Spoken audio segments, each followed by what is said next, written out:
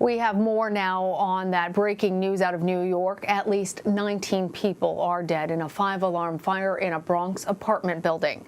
According to the fire department, 9 children are among the victims. Hundreds of firefighters responded to the scene. New York City Mayor Eric Adams said it will be, quote, one of the worst fires we have witnessed during modern times. Joining me now by phone is WCBS radio reporter Steve Burns, who is on the scene. Steve, tell us, what is the latest information that you have on this devastating fire? Well, Lana, we were told at first numerous fatalities were expected, and now, unfortunately, we do have the grim numbers to report from FDNY sources here that 19 people were killed in this high-rise fire, 10 adults and 9 children. Just horrifying numbers here. I'm looking at the building, this 19-story building. You can see it from blocks away. You can see the remnants of the sheer panic and devastation that blanketed this building when this fire first started around 11 o'clock this morning. There's still shattered windows. There are curtains blowing in the breeze here as folks looked for some way out of this horrific fire, New York City's worst fire now in 3 decades.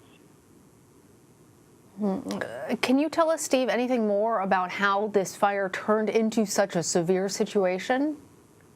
Well, we don't know at this point how the fire started, but what we do know from the fire commissioner is that the fire itself was largely contained to the 2nd and 3rd floors, a duplex apartment on the lower part of this building, but a door was left open, and that's often a recipe for disaster.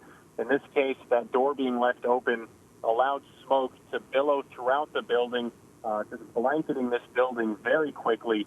Fire commissioner said they encountered victims who were coughing, people in respiratory arrest, cardiac arrest on every floor of this building.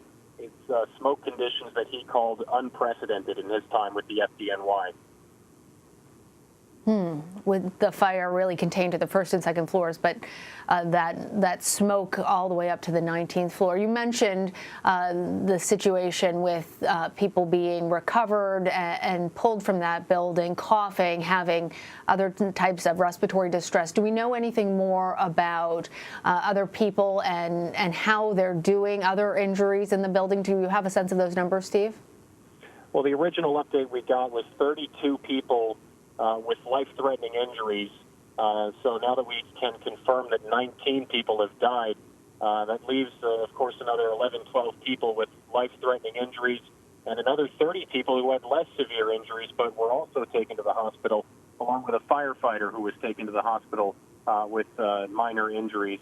So it's just devastation from this fire, and you can see from those numbers just the all-encompassing impact of this smoke that rose up from that 2nd, 3rd floor apartment and just blanketed this building very quickly.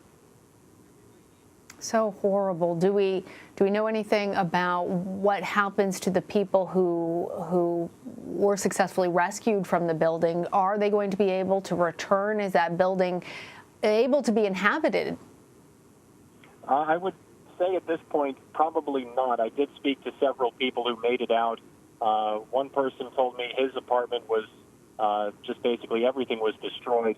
Another woman told me her apartment was largely fine, except for the fact that she opened the door to get out of her apartment and she was blown back by the smoke, in her words. She felt like she had been blinded instantly.